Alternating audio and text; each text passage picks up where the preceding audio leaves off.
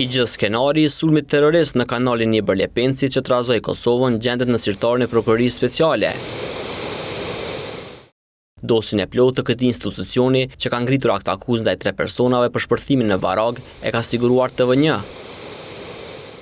Kryepersonazhi i këtij sulmi dyshohet që është Jovan Viqintiević, i cili dyshohet se përveç që planifikoi këtë akt terrorist, edhe spionoi KFOR-in tek Serbia. Jovan Viqintiević bashkë me vëllain e tij Dragishën dhe Igor Dimović ishin marrë vesh që sipas dosjes ta friksonin seriozisht popullsinë e vendit duke sulmuar një pikë kritike për mirëqenien e njerëzve.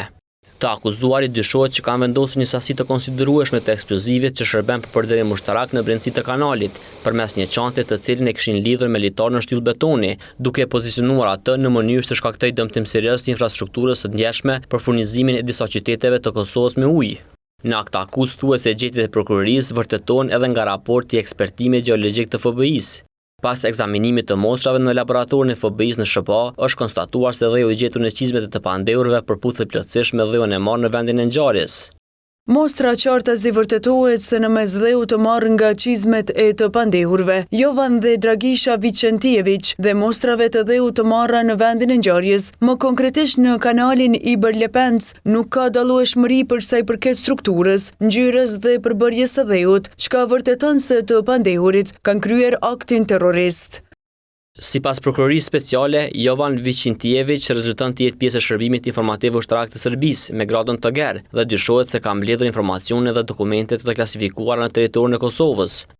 Ndër provat e përmendura në akt akuzë përfshihet edhe një dokument sekret, ngjarjet e 6 faqesh i KFOR-it, për të cilin prokuroria thotë se është siguruar në mënyrë të paligjshme.